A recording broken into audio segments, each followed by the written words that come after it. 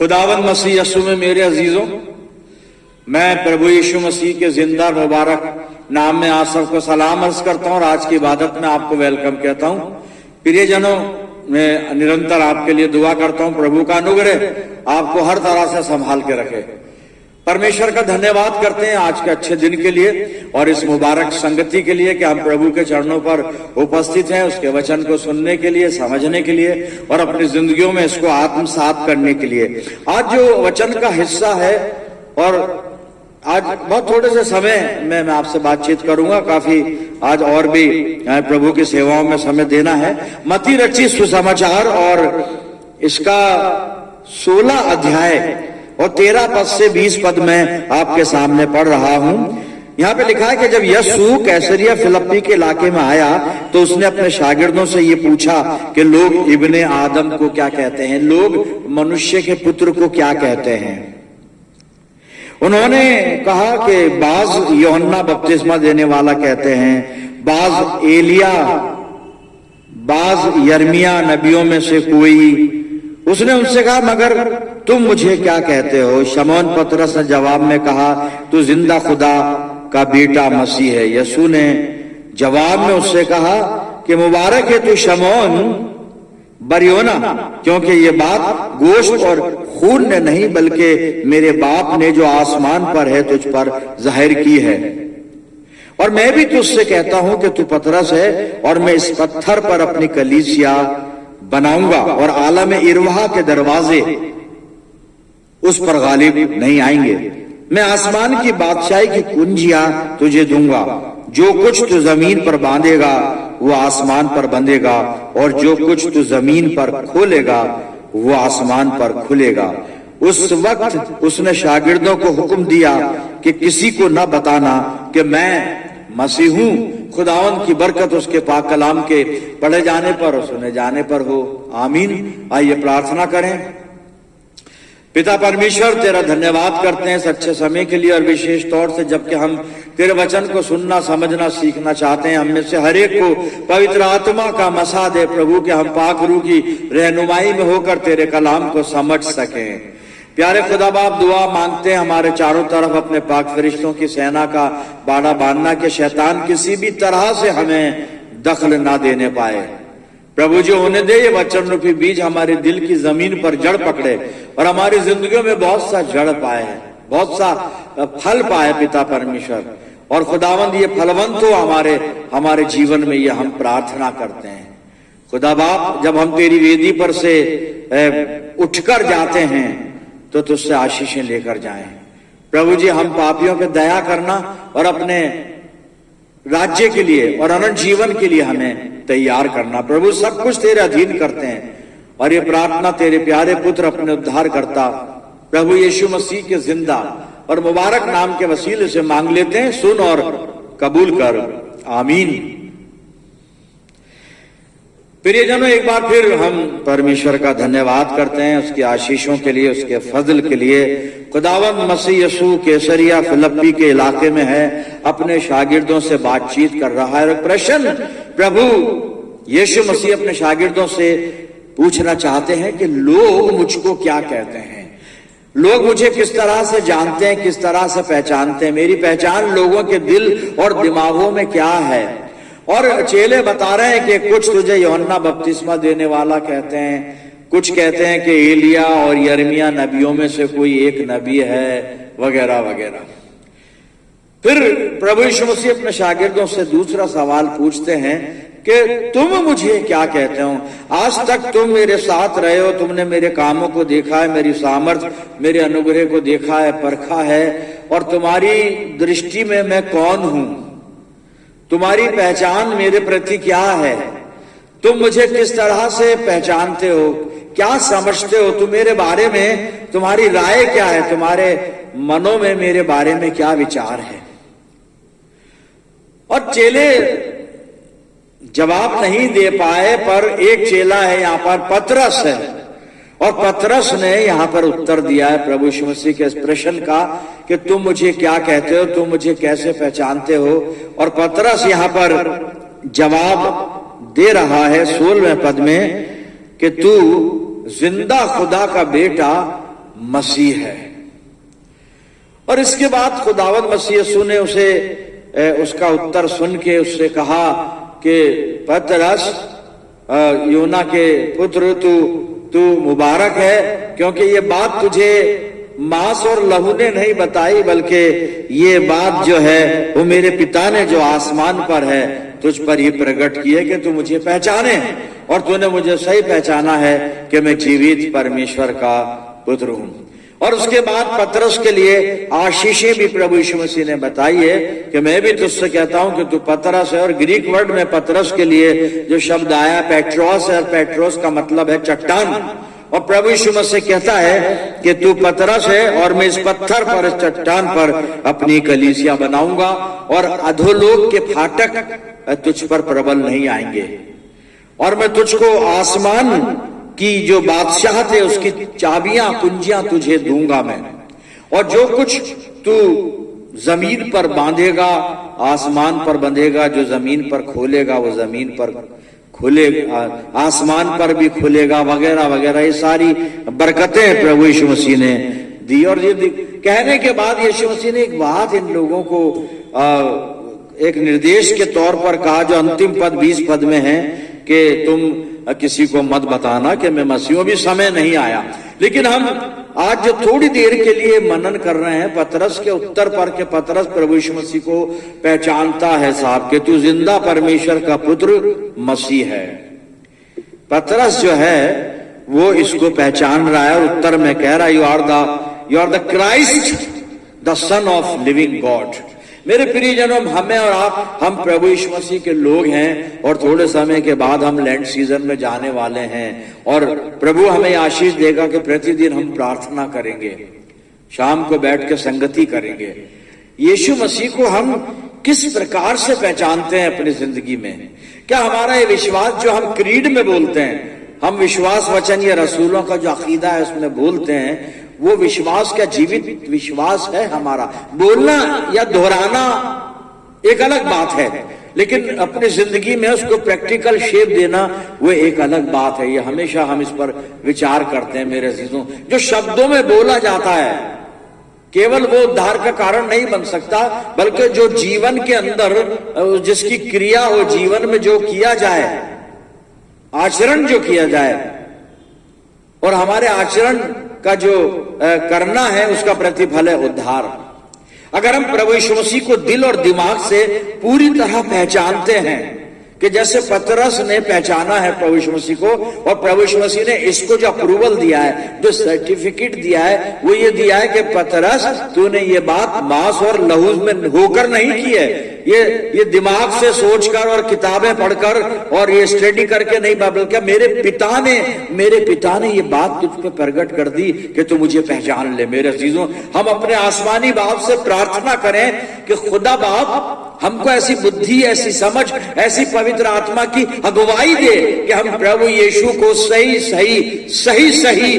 सही रूप में पहचान सकें, जीवित परमेश्वर का पुत्र प्रभु यीशु मसीह।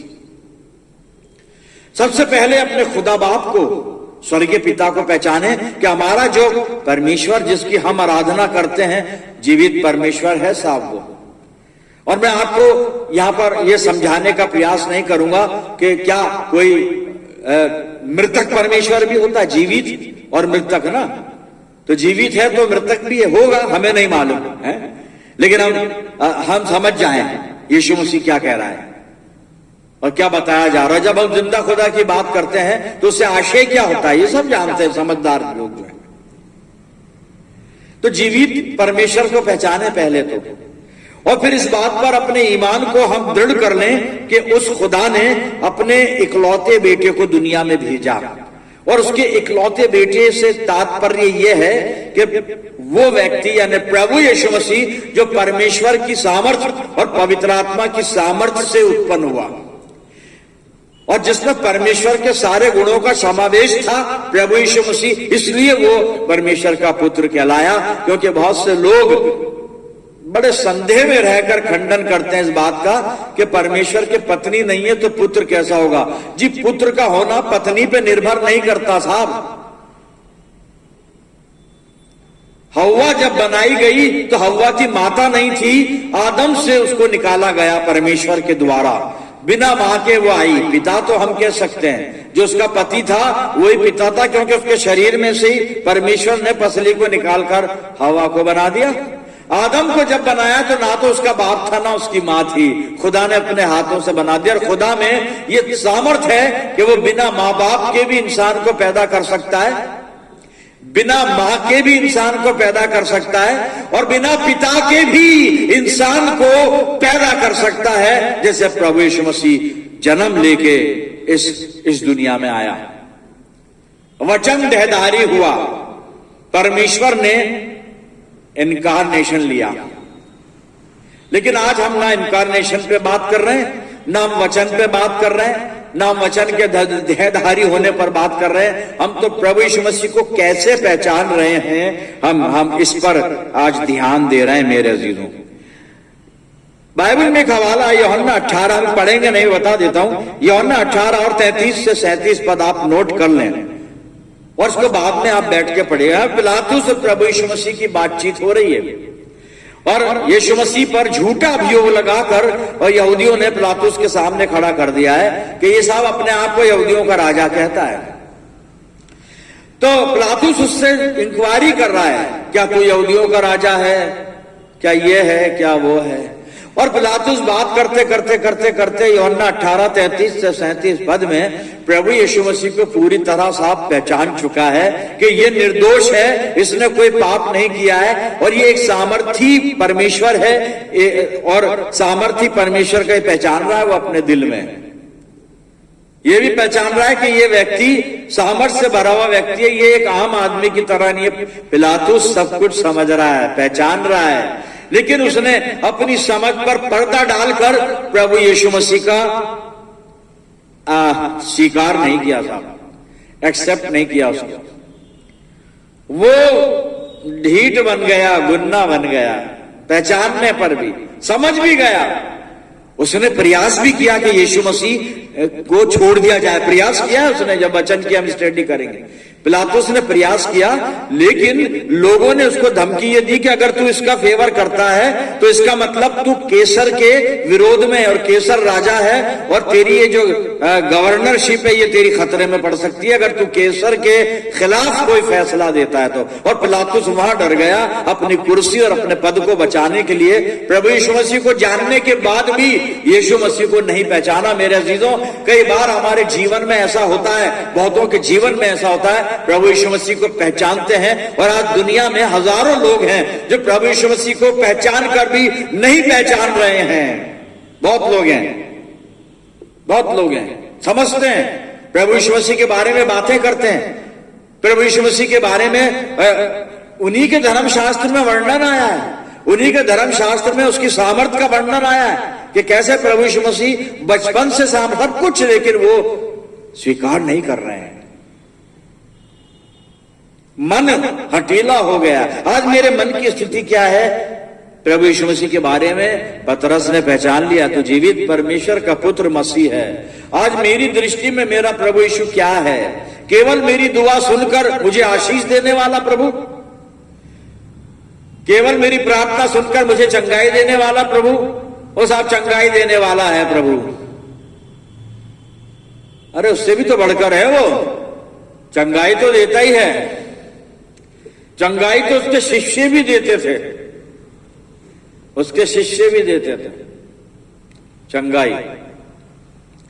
यीशु मसीह का कपड़ा पीछे से छूकर अगर वो महिला ठीक हो सकती थी ना, और हुई भी, तो ये पौलुस का अंगूछा ले जाकर बीमारों पर डाला जाता था, बीमार ठीक हो जाते थे।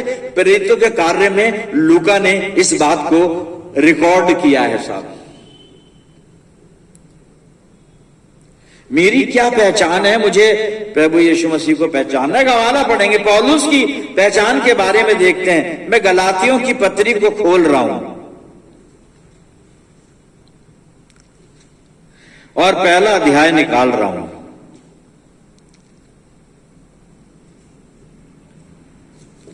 गलातियों की पत्री पौलुस ने लिखी है, पहला अध्याय और 15 से 17 पद में देखिए पौलुस किस प्रकार से लिखता है गलातियों पहला अध्याय और सुनिएगा 15 से 17 पद। परंतु परमेश्वर की जिसने मेरी माता के गर्भ ही से मुझे ठहराया और अपने अनुग्रह से बुला लिया, जब इच्छा हुई कि मुझ में अपने पुत्र को प्रकट करे कि मैं अन्य जातियों में उसका सुसमाचार सुनाऊं, तो ना मैंने मांस और लहू से सलाह ली और न यरूशलेम को उनके पास गया जो मुझसे पहले प्रेरित थे, पर तुरंत अरब को चला गया और फिर वहां से दमिश्क को लौट आया।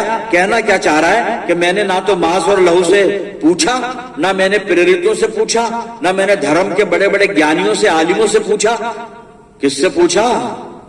पौलुस किसी ने तो बताया होगा तुझे। हाँ, खुद स्वयं प्रभु यीशु मसीह ने इसको दमिश्क की राह पर बताया और बाद में पवित्र आत्मा इसको बताता रहा और इसकी अगुवाई करता रहा। साहब दुआ कीजिए पवित्र आत्मा आपकी यानी मेरी हम सबकी अगुवाई करे कि हम प्रभु यीशु मसीह को पहचान लें कौन है प्रभु यीशु मसीह, क्योंकि हम उससे निश्चिंत रहकर दंड के भागीदार हो जाएंगे। इब्रानियों की पत्री 2 अध्याय 2 और 3 पद आप बाद में पढ़िएगा, वहां पे लेखक यही लिखता है साहब कि हम इतने बड़े उद्धार से निश्चिंत नहीं रह सकते और जो वचन परमेश्वर के फरिश्तों ने और नबियों ने इन्होंने कहा है वो भी स्थिर। आप सुनिएगा, मैं पढ़ देता हूं इब्रानियों 2 और 3 पद में क्या लिखा है। क्योंकि जो वचन स्वर्गदूतों के द्वारा कहा गया था, जब वो स्थिर रहा और हर एक अपराध और आज्ञा न मानने का ठीक ठीक बदला मिला, तो हम लोग ऐसे बड़े उद्धार से निश्चिंत रहकर कैसे बच सकते हैं, जिसकी चर्चा पहल